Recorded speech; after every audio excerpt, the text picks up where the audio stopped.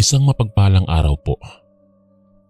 Itago niyo na lang po ako sa pangalang Tupi. Isa akong binatang nagtatrabaho bilang kawani sa isang kumpanya sa lungsod ng Maynila. Simple lang ang aking pamumuhay. Nakatira ko sa isang murang apartment malapit sa aking pinagtatrabahuhan. Sa apartment kung saan ako nakatira, madalas akong makasalmuhan ng aking matalik na kaibigan na si Mark. Siya rin ay nagtatrabaho sa kumpanyang pinapasukan ko at madalas niya akong bisitahin sa aking tirahan upang magkwentuhan at kumain. Isang gabi, may bagong lipat na inquilino sa katabing apartment ko. Isang babaeng matanda na nagngangalang Aling Daisy ang umupa roon. Maputi at malakas pa ang pangangatawan ni Aling Daisy. Bagamat hinihinala ko na lampas 40 taong gulang na siya. Ngunit kahit ganito ang edad niya, lagi siyang lumalabas ng apartment tuwing gabi at hindi ako sigurado kung anong oras siya nakakabalik. Minsan, nakausap ko si Aling Daisy habang nasa labas siya ng kanyang apartment. Ipinaliwanag niya na taga-isla ng Panay siya at pumunta lamang sa Maynila upang dalawin ang kanyang apo. Hinahanap din daw niya ang pagkakataong makahanap ng trabaho rito. Kahit medyo kakaiba ang ugali, mabait naman si Aling Daisy, kaya nagustuhan ko siyang maging kapitbahay. Isang gabi noon, nagising ako dahil sa malakas na ingay mula sa katabing apartment ni Aling Daisy. Para bang may mabigat na bagay ang bumagsak sa sahig doon. Dahil madilim sa loob ng apartment niya, hindi ko pinag-aksayahan pa ng oras na alamin kung anong nangyari. Ngunit hindi pa rin ako agad nakatulog dahil sa kaba at pagtataka. Kinabukasan, nakasalubong ko si Aling Daisy. Tinanong ko siya kung ano ang pinagmula ng ingay kagabi. Sa una ay nag-alinlangan munang magsalita si Aling Daisy. Ngunit pagkatapos ay nagpaliwanag na lamang siya na inaayos lang niya ang mga gamit kaya may nalaglag na mabigat na bagay. Kaya gumawa ito ng malakas na tunog. Humingi siya ng paumanhin kung naistorbo niya ako. Matapos noon ay pumasok na si Aling Daisy sa loob ng kanyang apartment habang patuloy akong naghahanda para pumasok sa trabaho. Isang linggo ang lumipas. Nagkasakit ako at hindi na ako makapasok sa trabaho.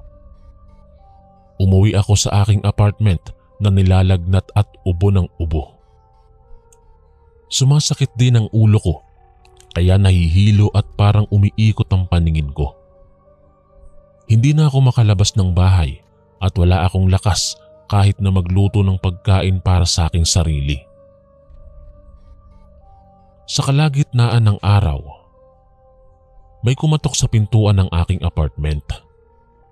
Sa kabila ng sakit ng katawan, binuksan ko pa rin ito. Si Aling Daisy ang bumungad sa labas. Dala-dala ang isang mangkok na may lamang mainit na lugaw upang may maihain akong makakain. Sa sobrang gutom at panghihina, agad kong tinanggap ang lugaw mula kay Aling Daisy. Nagpasalamat ako sa kanya at inanyayahan pa siyang pumasok sa loob, ngunit tumanggi siya dahil marami pa raw siyang gagawin. Kaya pagkalabas niya ay pumasok na ako sa loob ng aking apartment. Inilapag ko ang mainit na lugaw sa lamesa at kumuha ako ng ilang pirasong kalamansi mula sa kusina upang ipatak dito. Ngunit nabitawan ko ang hawak kong kutsara nang makita kong lumutang sa ibabaw ng lugaw ang isang ngiping pangil at iba pang hindi ko malamang bahagi ng katawan ng tao. Kinuha ko agad ang mangkok ng lugaw at itinapon sa lababo bago ko binuksan ang gripo. Kinilabutan ako sa mga nakita ko at bigla akong napawihan ng lakas. Sa kasagsagan ng aking pagkabigla, muling may kumatok sa pintuan ng aking apartment. Sa una ay hindi agad ako nagsalita. Ngunit nang marinig ko ang boses ni Mark mula sa labas, kumuha ako ng lakas ng loob na lumapit at buksan ang pintuan. Ipinaliwanag ko kay Mark ang tungkol sa lugaw na bigay ni Aling Daisy. Ngunit itinanggi ni Mark na nagpaabot siya ng lugaw kay Aling Daisy para ibigay sa akin. Sigurado siyang may masamang intensyon si Aling Daisy sa pagbibigay ng lugaw na iyon. Sa kabilang banda, isa pang bagong empleyado ang dumating sa aming opisina. Liza ang kanyang pangalan. Wala pa siyang nobyo katulad ko, kaya't madalas kaming biruin ng mga kasamahan namin sa trabaho. Sa tagal ng walang nanunuyo sa kanya, naisipan kong ligawan na si Liza. Subalit tutol dito si Mark dahil seryoso at misteryosong babae si Liza kumpara sa iba. Hindi rin ito masyadong nagkukwento tungkol sa kanyang sarili at pamilya, kaya't pinapaalalahanan niya akong mag-ingat sa pagpapakita ng atensyon kay Liza. Isang gabi, sabay kaming umuwi ni Mark mula sa opisina. Sa daan ay ikinuwento niya sa akin na darating ang pamilya ng kanyang tiyahin kasama ang pinsan niyang si Mika. Balak daw niya akong ipakilala rito dahil interesado na rin itong humanap ng nobyo. Sa unang pagkakataon, hindi ko masyadong pinansin ang sinabi ni Mark. Alam kong biro lamang iyon dahil alam niyang seryoso akong manligaw kay Liza. Kinabukasan, pumasok kami sa trabaho at napansin kong nasugatan ang panga ni Liza. Ito ay katulad ng suntok na ibinigay ni Mark sa asong biglang sumalakay sa amin kagabi habang naglalakad kami pauwi. Napaisip ako kung nagkataon lang ba ito o may koneksyon si Liza sa asong yun. Ibinalita ko ito kay Mark at napag-usapan namin ang posibilidad na hindi normal si Liza. Sa huli, naawa rin ako kay Liza dahil halata namang hindi siya gusto ni Mark para sa akin.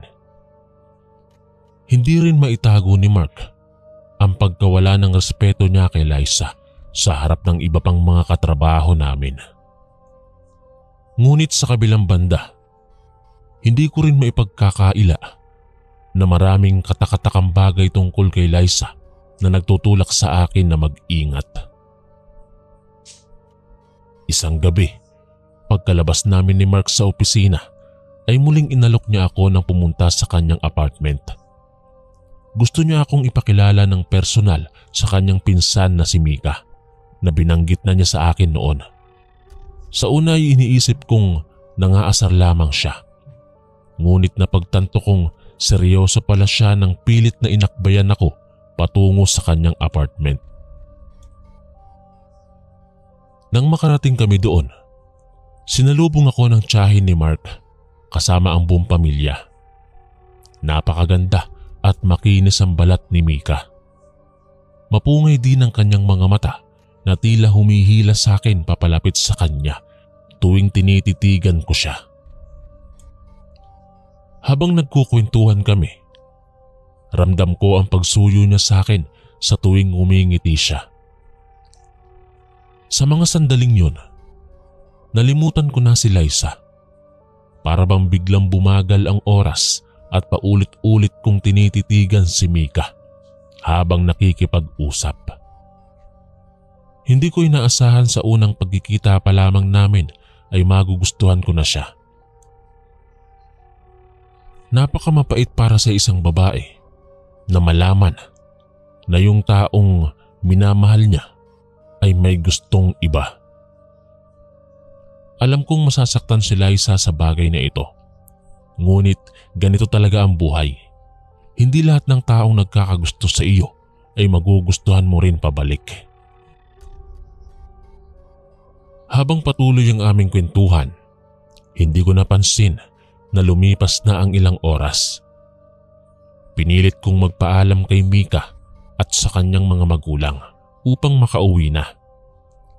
Ngunit imbis na pumayag, inanyayahan pa nila akong magpalipas muna ng gabi roon.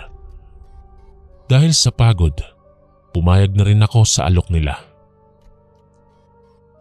Ang gabi ring iyon, ang unang pagkakataon kong makatulog sa bahay nila Mark.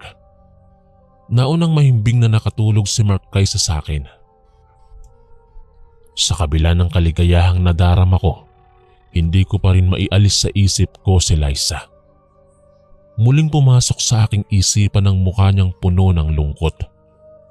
Ngunit sa dulo, napagdesisyonan kong hayaan na lang ang mga pangyayari. Ano man ang mangyari, masaya na ako sa nakilala kong si Mika. Nang sumapit ang araw ng aking kaarawan, talagang maraming nakaabang na sorpresa sa opisina. Masayang tinanggap ko ang mga regalong binigay ng aking mga katrabaho gaya ng kung ano-anong pagkain na handa na para sa salo-salo. Malaking regalo namang tinanggap ko rin mula kay Liza. May dala itong malaking bilaon ng palabok na personal na kanyang lutuin.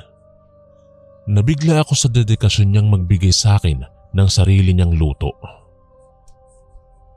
Sa aking pagpapasalamat, hindi nakaligtas sa aking kaibigan na si Mark na mapuna na wala man lang kalamansi ang inihahain na pansit. Kaya naman imbis na ibahagi ang pagkaing regalo sa lahat ng empleyado, ay itinabi na lamang namin ang bilao at dadalhin sa pag-uwi. Nagtataka at umalma naman si Liza sa ginawa namin ni Mark. Ngunit sinabi na lamang ni Mark na maaari kong ubusin sa apartment ang espesyal na pagkain galing sa kanya. Kumalma na lamang si Liza sa pahayag na iyon. Ngunit bago kami tuluyang umalis ng opisina, sa aking pagkabigla ay bigla akong hinalikan ni Liza sa pisngi bilang birthday gift. Napasigaw ang lahat ng empleyado. Lahat ay nagtatatalon at tuwang-tuwa para sa amin. Subalit alam kong hindi ko na maibabalik pa ang pagkakataong iyon sa kanya. Hindi na niya ako magugustuhan tulad ng dati dahil alam niyang may iba na ang puso ko. Kasabay ng aming kasiyahan sa opisina, kitang-kita ko ring tumulo ang luha ni Liza.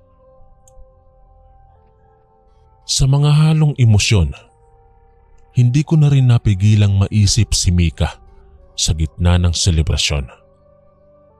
Nagpaalam na ako kay Liza at sa mga ibang kasamahan namin. Inaya ko si Mark na umuwi na upang matuloy ang aming plano tungkol sa nilutong pansit na bigay mismo ni Liza. Magkasama kaming bumalik sa aking apartment at dumiretso sa bakanting lote malapit lang doon. Nang makarating kami ni Mark sa bakanting lote, agad niyang binuksan ang dala naming bilao ng pansit mula kay Liza. Kinuha niya ang mga pirasong kalamansing nabili niya kanina sa palengke at ipinatak dito. Habang tinititigan namin ng mabuti, unti-unting lumutang ang ilang piraso ng mga kuko at balat ng tao, pati ang ilan pang hindi maipaliwanag na bahagi ng katawan. Sa sobrang takot at pandidiri, sabay kaming nagsuka ni Mark. Hindi maialis sa aming isipan kung gaano karumi at mapanganib ang nilalaman ng pagkain iyon. Mabuti na lamang at sa halip na ipakain sa iba, sa amin na lang ni Mark napunta ang mga yon. Kung natuloy ang plano ni Liza na ipamigay ang kanyang luto sa opisina, marami ang magkakasakit o mas malala pa. Upang maiwasan ang anumang insidente, agad naming inilibing sa lote ang lahat ng nakita namin sa loob ng bilao. Habang tinatabunan namin ng lupa, nag-usap kami ni Mark tungkol kay Liza. Sigurado na kaming isa siyang ligaw o masamang nilalang na nagtatago sa anyo ng isang simpleng babae. Marahil ay isa siyang aswang o kaya'y mayroon siyang masamang kapangyarihan na hindi namin nauunawaan. Ngunit sa kabila ng lahat, ang mahalaga ay naligtas kami sa kanyang masamang balakin. Kung tumuloy ang plano niyang mapakain sa iba ang kanyang luto, malamang ay marami ang malalagay sa panganib o mas malala pa. Mabuti na lang at napigilan namin iyon ni Mark bago pa man mangyari. Nang gabing yon, dahil takot pa rin kami bumalik sa aking apartment, inanyayahan ulit ako ni Mark na tumuloy muna sa kanila hanggang sa gumanda ang pakiramdam ko. Lumilingon-lingon pa ako sa tuwing may maririnig akong ingay habang naglalakad kami. Natuwa naman ako sa paanyaya ni Mark. Mas mainam na may kasamang pamilya kaysa mag-isa lang akong natutulog sa apartment ko. Pagkalipas ng isang buwan, tuluyan nang umalis sila isa sa aming kumpanya. Hindi ko man gustong aminin, alam kong dahil sa akin kaya siya nagdesisyong humanap ng ibang mapagtatrabahuhan. Paulit-ulit niya akong hinahanap upang humingi ng paumanhin sa nangyari. Ngunit sa bawat pagkakataong magkasalubong kami, ramdam ko pa rin ang lungkot sa kanyang mga mata. Sa kabilang banda naman, lumalakas ang nararamdaman ko para kay Mika. Palagi kaming nagkikita tuwing weekends para kumain o manood ng sine. Sa tuwing magkasama kami, para lang kaming dalawang teenager na nagde-date. Ramdam na ramdam ko ang pagmamahal at atensyong ibinibigay niya sa akin sa tuwing magkausap kami. Dahil dito, naisip ko nang seryosohin ang aming relasyon.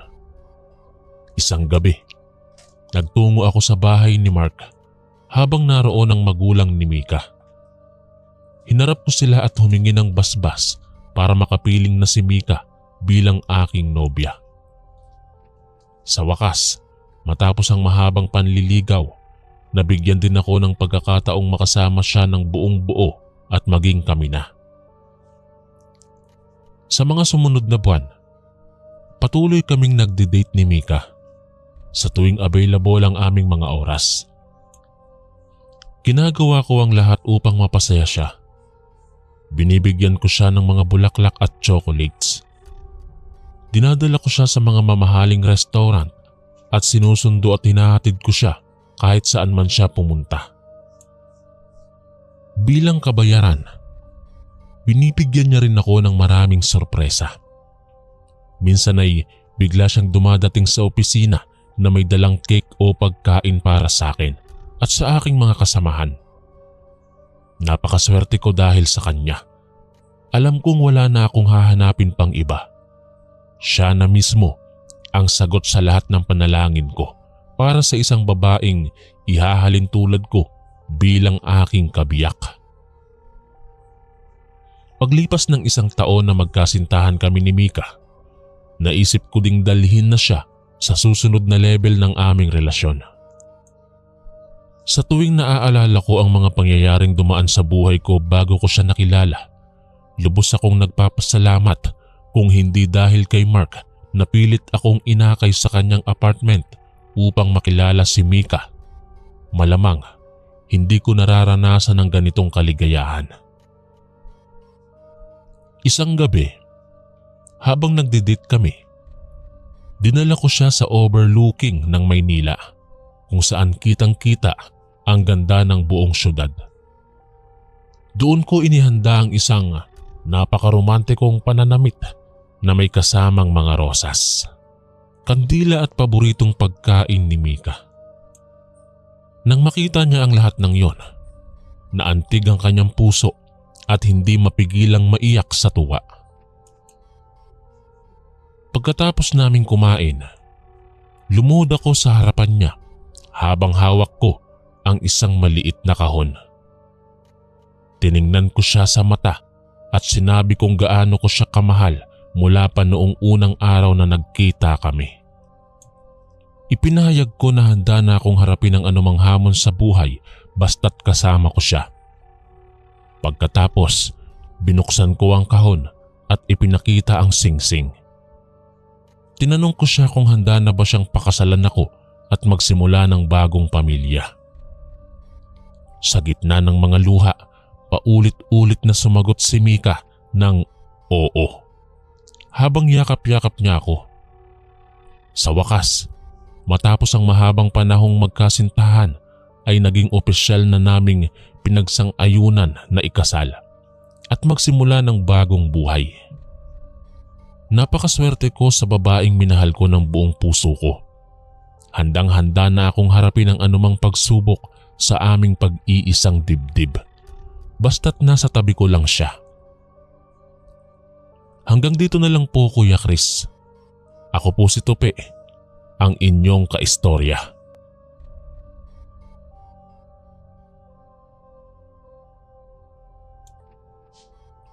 Magandang umaga po sa inyong lahat, Kuya Chris. Tawagin niyo na lang po ako sa pangalang Kiko. Isang simpleng manggagawa na naninirahan sa lungsod ng Antipolo kasama ang aking mag-ina. 28 taong gulang na ako ngayon at kasalukuyang naghahanap buhay bilang isang mekaniko sa maliit na talyer sa aming lugar. Nakatira kami sa isang maliit na apartment na nirerentahan namin sa tabi ng riles ng tren. Dito na rin kami nanirahan simula pa noong lumipat kami ng Maynila. Mula sa aming probinsya, ilang taon na ang nakakalipas. Bagamat masikip at mainit dito tuwing tag-araw, nasanay na rin kami sa buhay Maynila. Para sa amin, ang mahalaga ay magkakasama kami ng aking mag-ina. Ang aking ina na si Linda ay nagtitinda ng mga nilagang itlog at siopaw sa isang maliit na karinderya sa labas ng aming apartment. Simula pa noong bata pa ako, siya na ang kumupkop at nag-alaga sa akin mag-isa. Namatay kasi ang aking ama nang ako'y 6 na taong gulang pa lamang. Hindi ko na gaanong maalala ang mukha niya, pero syempre, hindi ko makakalimutan ang pagmamahal niya sa amin. Mula noon ay kami na lamang ni inay. 2 lang kami sa buhay. Ako naman, bilang nag-iisang anak, masipag kong tinutulungan si inay sa mga gawaing bahay at sa pagbebenta niya. Habang lumalaki ako, unti-unting nagiging malinaw sa akin na ako na ang magiging lalaking tagapagligtas ng aming pamilya. Kaya nang makapagtapos ako ng high school, agad akong naghanap ng trabaho para makatulong kay inay. Hindi man ako nakapag-college, ginagawa ko ang lahat para lang maitaguyod namin ang aming pang-araw-araw na pamumuhay. Sa ngayon, kasalukuyang nagtatrabaho ako bilang isang mekaniko sa talyer na pag-aari ni Mang Berto. 4 na buwan na akong nagtatrabaho dito at masaya naman ako sa ginagawa ko. Magaling akong mag-ayos ng mga sasakyan kaya't kontento ang aking mga kasamahan at boss sa takbo ng aking trabaho. Bagamat hindi kalakihan ang kinikita ko, sapat na ito upang makatulong sa pangangailangan ni inay sa bahay. Ngunit hindi palaging swerte ang dumadapo sa akin. Bago ko nakuha ang trabahong ito kay Mang Berto, maraming pagsubok ang dumaan sa buhay ko. Nang mawalan ako ng trabaho nung kasagsagan ng pandemya, halos magpakamatay ako sa kakahanap ng bagong mapapasukan. Nagtrabaho ako noon bilang tsuper ng pedicab, tagahugas ng pinggan at kung ano-ano pang odd jobs. Minsan, umuuwi ako sa bahay na walang laman ng sikmura dahil naubos na ang kinitang pambili ng pagkain. Pero kahit gaano kahirap, pinilit kong maging matatag para kay inay. Lagi kong iniisip na darating din ang araw na maaahon kami sa kahirapan at mabubuhay ng marangal. Patuloy lang akong naghahanap ng trabaho hanggang sa makahanap ng swerte at matanggap sa isang katayan bilang tagapatay ng baboy. Ito ang pinakamahirap na trabaho sa buong buhay ko. Ngunit dahil sa pagiging dedikado ko, naging matagumpay akong kumatay ng baboy. Sa umpisa nahirapan ako dahil wala akong kaalaman sa pagkakatay. Pero dahil masipag at matyaga ako, mabilis akong natuto. Sa loob lamang ng ilang linggo, naging bihasa na ako sa trabaho. Pinuri ako ng aking mga kasamahan dahil magaling na akong kumutkot at maghiwa ng karne ng tama. Ang hindi nila alam, malaking sakripisyo ang ginagawa ko araw-araw upang matustusan ang aming pangangailangan ni inay. Sa kabila ng tagumpay ko bilang mangangatay, hindi pa rin maalis sa dibdib ko ang pagka-conscious sa ginagawa ko. Hindi biro ang pumatay at maghiwa ng buhay na hayop araw-araw. Minsan, naiisip kong hindi ito ang hustong trabaho para sa akin. Ngunit wala akong magagawa dahil kailangan ng pera para mabuhay. Patuloy lang akong nagsusumikap sa trabaho habang naghahanap ng lalong mabuting pagkakakitaan. Pagkatapos kong makatanggap ng papuri mula sa aking mga boss sa katayan, isang araw ay tinawag nila ako sa opisina. Hindi ko alam kung bakit, ngunit pumasok ako nang may kaba sa dibdib. "Kiko, gusto ka namin bigyan ng bagong trabaho." Bungad sa akin ni Boss Martin, ang punong tagapamahala ng katayan. Tiningnan ko siya nang nakakunot ang noo. Hindi ko maintindihan kung ano ang ibig sabihin nito. Mag-o-offer kaya sila ng promotion o ililipat nila ako sa ibang department? Alam namin biyasa ka na sa pagkakatay ng baboy. Patuloy ni Boss Martin. Kaya gusto ka namin bigyan ng mas challenging at mas malaking trabaho. Na-excite naman ako sa narinig.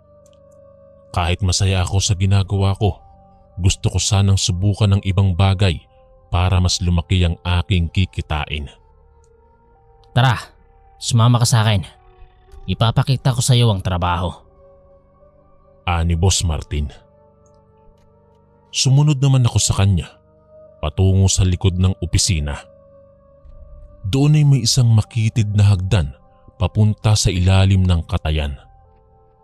Hindi ko alam na mayroon palang silid sa basement nito. Pababa kaming dalawa ni Boss Martin. Dahan-dahan akong bumababa sa madilim na hagdanan. May kung anong pakiramdam na hindi maganda ang rumagasa sa aking katawan. Pero pinilit kong ituloy dahil na-e-excite din ako sa bagong trabaho. Pagdating namin sa pinakailalim, tsaka niya binuksan ang isang malaking pinto ng freezer. Bumalot sa amin ang malamig na simoy mula sa loob.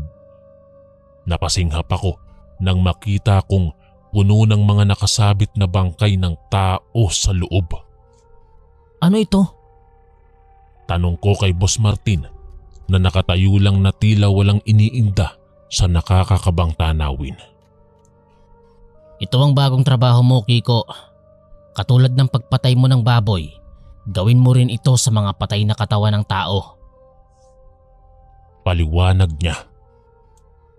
Doon niya ipinakilala na sila pala ay mga aswang na kinakain ng mga bangkay ng tao. Ang mga nakasabit sa freezer ay mga patay na preso mula sa mga kulungan. Pinapatay at kinakatay nila ito upang gawin na lamang pagkain. Sa unang pagkakataon sa buhay ko, para akong nanlamig sa takot. Hindi ako makapaniwala sa nakikita ko. Paano sila nakakakuha ng mga bangkay? At bakit nila ito kinakain? Hindi ito tama. Ngunit naalala ko bigla ang banta ni Boss Martin na wag daw akong magsusumbong o magagalit sila sa akin. Kaya Kiko, tatanggapin mo ba ang trabahong ito? Tanong muli ni Boss Martin. Sa totoo lang, gusto ko nang tumakbo palayo sa takot. Ayoko nang magpatuloy sa katayang ito. Ngunit naisip ko rin ang pangangailangan ng pamilya ko. Kailangan ko ng pera at malaki ang alok na sahod sa bagong trabahong ito. Kahit na nanginginig at nalulula sa takot, pilit kong ipinako ang aking mga paa sa sahig at tiningnan ko si Boss Martin at mahina akong sinabing, Opo, tatanggapin ko po. Kailangan ko ng pera para sa pamilya ko. Ngumiti ito ng labis. Kitang-kita ang kanyang mga matulis na ngipin. Mabuti, Kiko. Alam kong hindi ka magsisisi. Triple ang sahod mo dito. Simulan na natin bukas ang training.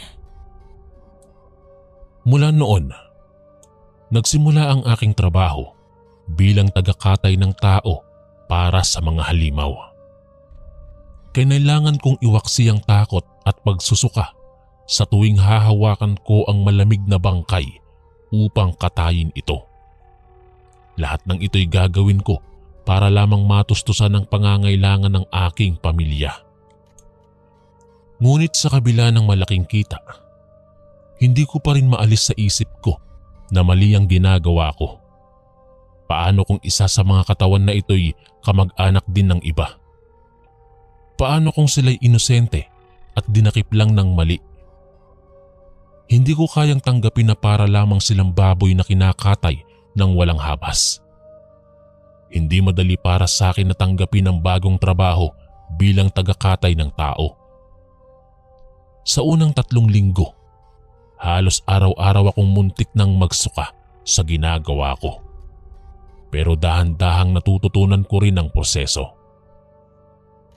Una, dadalhin ng mga tauhan ni Boss Martin ang mga nakabalot na bangkay mula sa morgue papunta sa aming katayan. Doon ko sila isa-isang bubuksan at sisimulan ang aking trabaho. Gagamitin ko ang matalas na kutsilyo upang tadtarin ang katawan. Pagkatapos, didiskartehan ko ito ayon sa parte ng katawan na hinihingi, gaya ng braso, binti, ulo, o kaya'y malaking parte ng torso. Bagaman maselan, unti-unti ko ring napagsabay-sabay ang maraming bangkay sa iisang araw. Minsan ay nakakakatay ako ng lampas 10 tao sa loob ng 12 oras na shift. Napapagod ako ng todo, pero natutuwa naman ang aking mga amo sa bilis at galing ko. Habang tumatagal, parang bumabalik ulit ang dating kumpiyansa ko bilang tagakatay. Nakakalimutan ko na ang mga tunay na tao ang hinihiwa ko. Parang mga karne ng baboy na lang sila na dumadaan sa harapan ko. Basta't maayos ang pagkakatay ko, sapat na iyon para sa akin. Buwan-buwan ay tumataas ang sahod ko. Triple nga ang binibigay nila kumpara sa dati kong trabaho. Sa wakas, nakakatulong na ulit ako ng malaki kay nanay.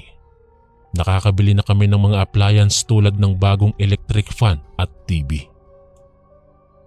Nakapagpamudmud din ako ng regalo sa mga kapitbahay naming hinihiraman lang namin dati. Laking pasasalamat ko sa bagong trabaho dahil nabibigyan ko na ng maginhawang buhay ang pamilya ko. Naging madali na ring maghanda sa darating naming sanggol. Kahit pa marami akong kinatay na tao, wala sa isip ko iyon dahil ang mahalaga, nakakatulong ako sa pamilya. Ngunit sa kabila nito, hindi pa rin nawawala ang pagkabalisa at pagsisisi sa dibdib ko. Gabi-gabi, kinakausap ko ang aking konsensya. Wala akong choice. Ginagawa ko lamang ito para sa pamilya ko. Pero sa aking pagtulog, tila parang bumibisita sa akin ang multo ng mga biktima. Gumigising ako na nanginginig sa takot. Hindi ko alam kung hanggang kailan ko kakayanin at ipagpatuloy ito. Paano kung mahuli ako? Ilang libong buhay na ang dumapos sa aking mga kamay. Paano kung sila o ang kanilang mga mahal sa buhay ang maghiganti sa akin? Isang araw, tuluyan ko nang napagdesisyonan na hindi na kaya ng konsensya ko. Kailangan kong mag-resign sa trabahong ito. Ngunit alam kong hindi basta-basta ako papaalisin ni Boss Martin. Paano kung gaganti ito sa akin o sa pamilya ko? Tinignan ko ang relo. 12:00 na ng tanghali at malapit na akong mag-out. Pagkatapos kong hugasan ng kamay ko sa lababo, susubukan kong harapin si Boss Martin upang sabihin ang desisyon ko. Sana naway maintindihan nila ako at payagan akong umalis ng maayos. Pagkalabas ko ng trabaho, dumiretso ako sa opisina ni Boss Martin. Hawak-hawak ko ang aking resignation letter habang papasok ako ng nanginginig ang tuhod. Boss, magre-resign na po ako. Hindi ko na po kaya ang trabahong ito. Wika ko nang nakayuko. Tahimik lang na tumingin sa akin si Boss Martin. Hindi ko mabasa ang itsura ng kanyang muka. Maya-maya ay ngumiti ito ng bahagya at sinabing, Naiintindihan kita, Kiko. Alam kong mahirap sa mga katulad mong tao ang ginagawa namin dito. Tatanggapin ko na ang pagre-resign mo. Napabuntong hininga ako ng maluwag sa narinig. Hindi ko inaasahan na ganito kadali ang lahat. Akala ko'y magagalit siya o mamimilit pa na manatili ako. Salamat po, Boss Martin. Pasensya na po talaga pero hindi ko na po talaga kaya. Dugtong ko rito. Tumayo siya mula sa kinauupuan at nilapitan ako. Wala ka dapat ihingi ng paumanhin, Kiko. Naiintindihan namin dito ang iyong sitwasyon. Gusto lang namin na gawin mo ang trabaho mo ng tama at maayos habang nandito ka pa. Tinapik niya ako sa balikat at ngumiti. Ramdam ko ang pagsadsad ng isang malaking bato sa aking dibdib. Buti na lang at wala siyang galit o sama ng loob sa akin. Maaari ko ng tuluyan na iwanan ng madilim na kabanata na ito ng aking buhay. Kinabukasan, pumunta ulit ako sa katayan upang kunin na ang aking mga gamit. Habang nag-aayos, maraming alaala ang pumalibot sa akin. Mahirap man, maraming aral din ang natutunan ko rito. Mas naging mabuting anak, asawa at ama. Dahil sa sakripisyong ginawa ko para sa pamilya. Pagkatapos ay tuluyan na akong umalis sa puok na iyon. Bumalik ako sa aming tahanan kung saan naghihintay ang aking mag-ina. Niyakap ko silang mahigpit na para bang hindi ko na sila kailanman pakakawalan. Ngayon ay naghahanap na ulit ako ng bagong mapapasukan. May ilang ina-applyan akong mga trabaho at umaasa akong makakahanap din ng bagong pagkakakitaan na hindi na kailanman papatay o magbubuwis ng buhay. Sa kabilang banda, kahit alam kong nakapag-resign ako ng maayos sa dati kong trabaho, hindi ko maiwasan na isipin na baka balikan ako ni Boss Martin dahil sa pag-alis ko. Baka isipin nitong isusumbong ko sila sa pulis at gumanti sa akin o sa pamilya ko. Pero wala naman akong balak gawin yon. Ang mahalaga sa akin ngayon ay kalimutan na ang nakaraan at simula ng isang bagong buhay kasama ang aking pamilya.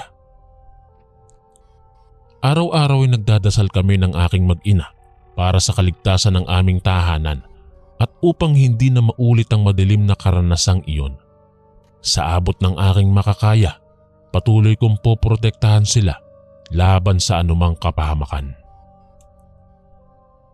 Matagal bago ako tuluyang makalimot sa ginawa ko noon bilang tagakatay ng tao. Ngunit hindi na mahalaga ang nakaraan. Ang mahalaga ay natutunan ko ang leksyon at handa akong magsimula ulit. Magtatrabaho ako ng marangal at patuloy na susuportahan ang aking pamilya. Ngayon ay buo na ang aking loob na harapin ang anumang hamon sa buhay. Alam kong kakayanin ko ito nang hindi na kailangang gumawa ng masama. Sa tulong ng aking mag-ina at patnubay ng may kapal, alam kong magtatagumpay din kami sa huli. Matapos ang lahat ng pinagdaanan ko bilang tagakatay ng tao, ngayon ay nakalipas na ang ilang taon, bagamat hindi ko lubos na maiwaksi ang masamang alaala. Unti-unti ko na ring natatanggap na iyon ay bahagi ng nakaraan at hindi na dapat punan pa ng isipan ko rito. Masaya akong ibahagi na ngayon ay nakahanap na ulit ako ng disenteng trabaho bilang mekaniko sa isang talyer. Sapat ang aking kinikita upang matustusan ang pangangailangan ng aking pamilya. Nanganak na rin ng isang malusog na sanggol na babae ang aking asawa. Siya ang aming unang supling at tunay na biyaya mula sa langit. Kahit nahihirapan kami sa pag-aalaga, masaya kaming lahat dahil buo na ang aming pamilya. Sa ngayon ay nakatira pa rin kami sa aming lumang apartment, malapit sa rilis ng tren. Simpleng pamumuhay lang ang aming ginagawa araw-araw. Pero masaya na ako dahil kasama ko ang aking mahal na mag-ina. Kahit pa marami kaming pinagdadaanan, patuloy ang aming pagsasama at pagsuporta sa isa't isa. Alam kong darating pa ang maraming pagsubok, ngunit haharapin namin ito ng magkakapit-bisig.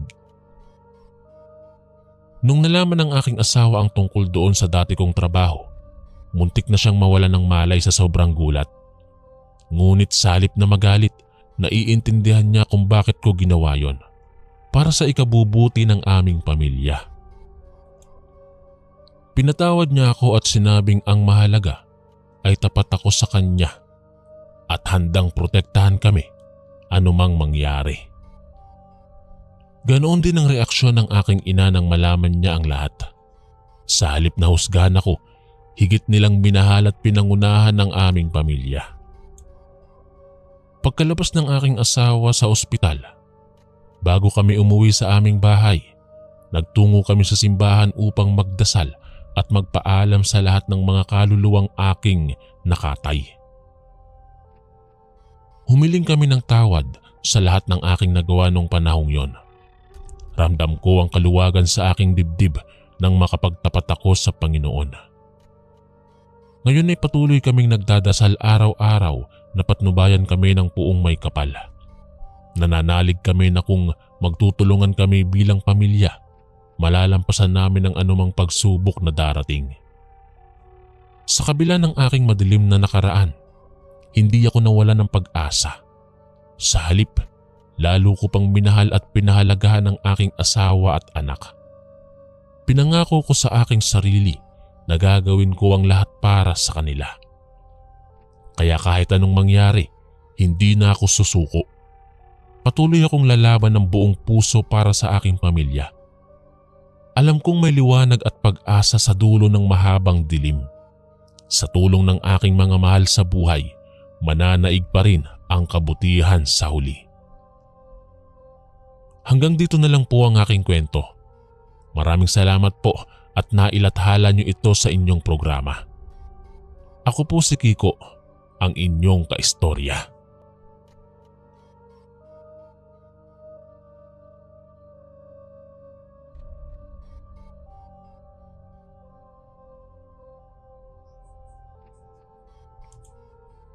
Magandang araw po sa lahat. Itago niyo na lang po ako sa pangalang Abel. 22 taong gulang at taga Legazpi City sa Albay. Sa kwento kong ito, maiisip ninyo siguro nakakaiba ang kababalaghan na aking mga naranasan. Pero ang lahat ng aking ikukwento ay pawang totoo at tunay na nangyari sa buhay ko. Nagsimula ang aking istorya sa isang baryo sa Quezon.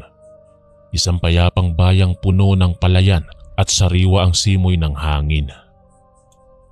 Ngunit may nakatagong sekreto ang lupain na ito na malalaman ko sa aking pagtatrabaho.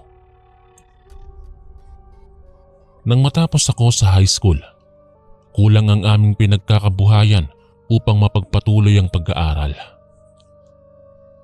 Maliit lamang ang kinikita ng aking mga magulang bilang mga magsasaka. Kaya naman naghanap ako ng mga trabaho hanggang sa maipasok ako ng aking tiyuhin sa koprahan. Nangamba ang aking mga magulang dahil wala pa akong karanasan sa ganito kalaking kumpanya. Pero naniniwala naman sila na mabibigyan ako ng magandang oportunidad upang matuto at kumita.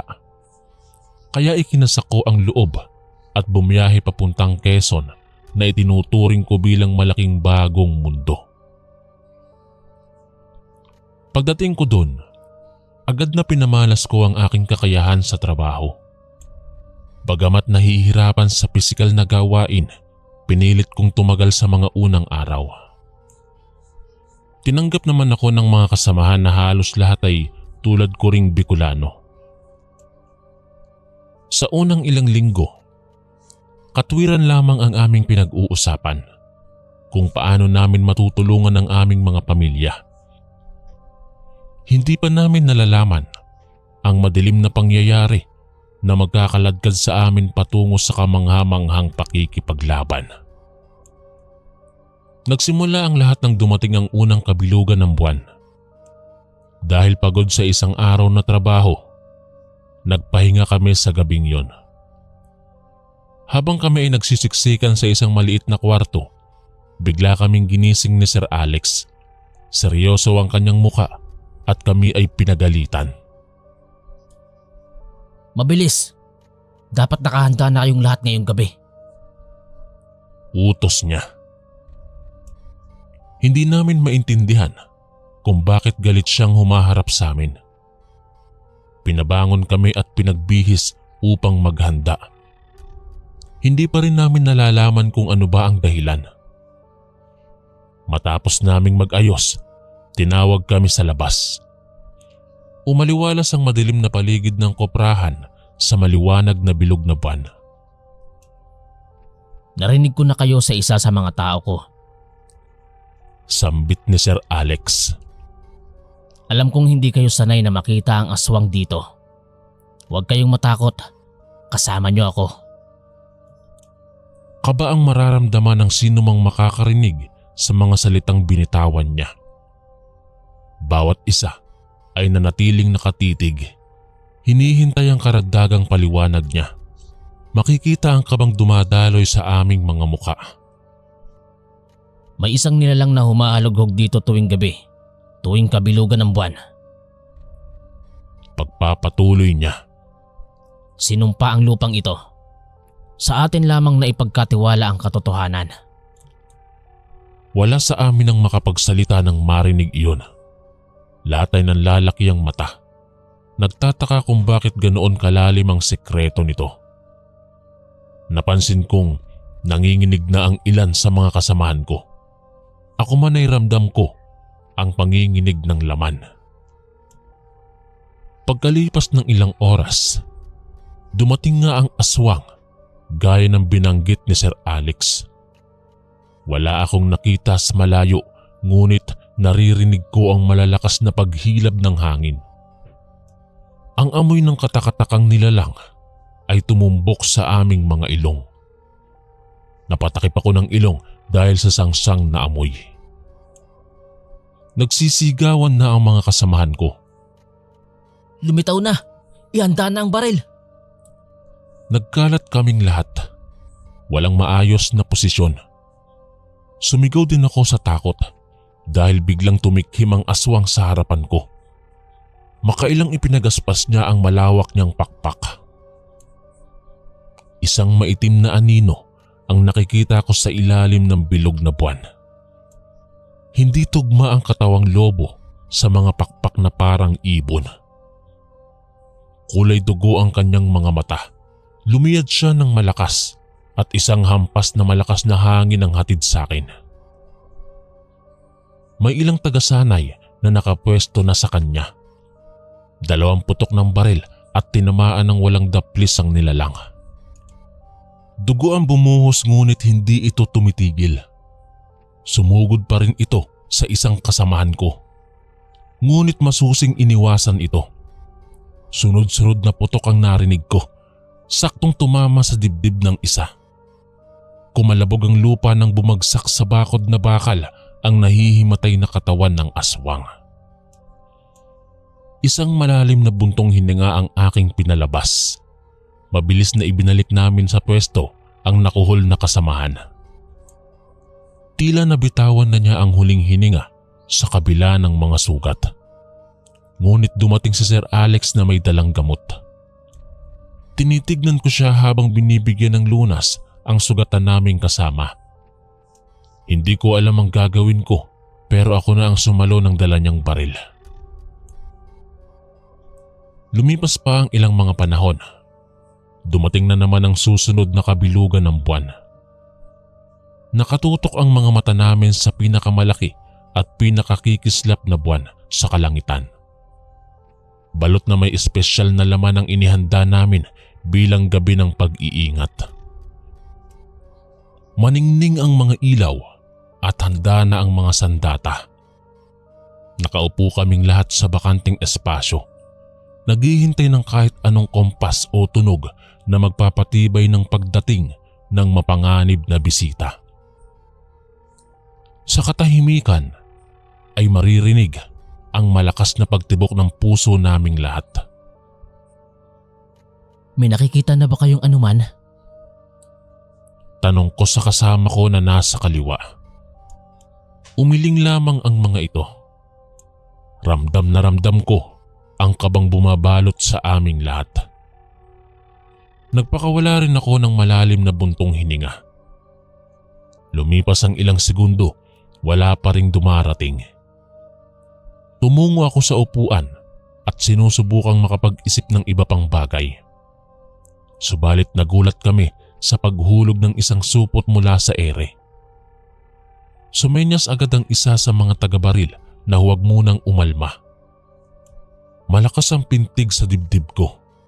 Sana'y walang mangyari. Sana'y katahimikan na lamang ang maaari naming matanto ngayong gabi. Ngunit bigla na lamang may narinig kaming kalabog sa lupa.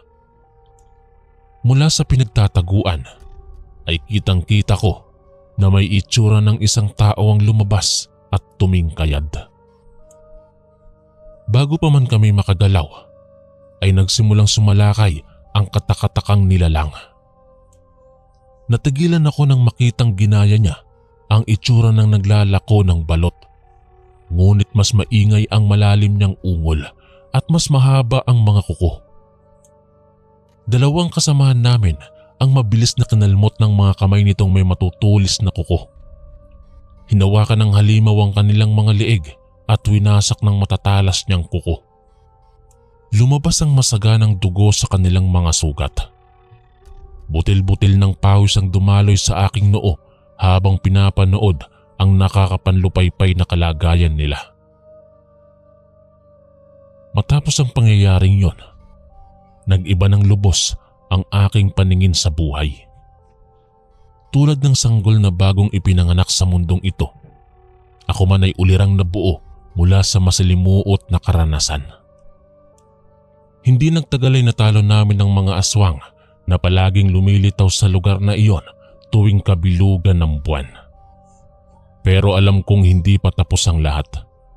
Alam kong may iba pang pagkakataon na muling babalik sila at manggugulo sa amin at papatay ng iba pang mga tao na walang kalaban-laban. Pagkatapos mabawi ang kapayapaan sa kuprahan, agad akong kinabahan sa hinaharap. Ngayon pa lamang ay nakakaramdam na ako ng pagkapagod at pangangailangan ng kapahingahan. Ngunit wala pang kalayaan at kapayapaan ang aking makakamtan kung patuloy pa ring namamayani ang aswang sa aming piling. Sa loob ng ilang buwan, paulit-ulit akong binigyan ng tiyak na lulupigin ko ang pananakot na dala nito sa bawat kabilugan ng buwan. Isinusuong ko ang bawat gabi at umaga na walang hadlang sa aking pag-unlad bilang isang individual at mamamayan. Nakatingin ako sa mapayapang kalangitan tuwing gabi. Pinagmamasdan ng mga bituin na naglalaro sa malamig na simoy ng hangin. Naglalakbay ang aking isipan sa malayo. Sumasalamin sa ngiti at mga mata ng mahal sa buhay. Muling naalala ko ang aking mga magulang na hindi makapagpahinga sa hilahil sa palayan. Nais ko silang dalhin sa lugar na walang pag-aalala at sagana ang kagalakan. Nagpupursige akong makapagtagumpay para masiguro ang kanilang kapakanan. Dumating ang panahon upang palawigin ko na ang aking pag-unlad.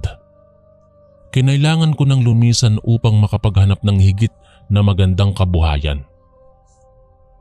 Sa kabila nito, lagi kong ipinagpapasalamat ang aking mga araw sa koprahan. Ang sandigan ng aking katangian bilang naging isang matapang at mapagkumbaba. Patuloy akong hinahamon ng buhay na hubugin ang sarili, nagagabay sa aking simulain at pagtsatsaga sa muling pagpapalago ng aking buhay. Dito ko na po tinatapos ang aking kwento at karanasan. Malayo na ang narating mula sa payak na katahimikan sa Bicol, hanggang sa kahangahangang paglalakbay na naghubog sa akin bilang isang individual. Sa paglisan ko sa koprahan, patuloy akong nanganganib sa iba't ibang uri ng aswang sa mundong aking kinaroroonan. Ngunit tulad ng dating paghahanda sa bawat kabilugan ng buwan, mananatili akong laging nakahanda at laging may lakas ng loob. Patuloy ang laban. Gayunpaman, kailangan laging manalig sa kadakilaan ng may kapal.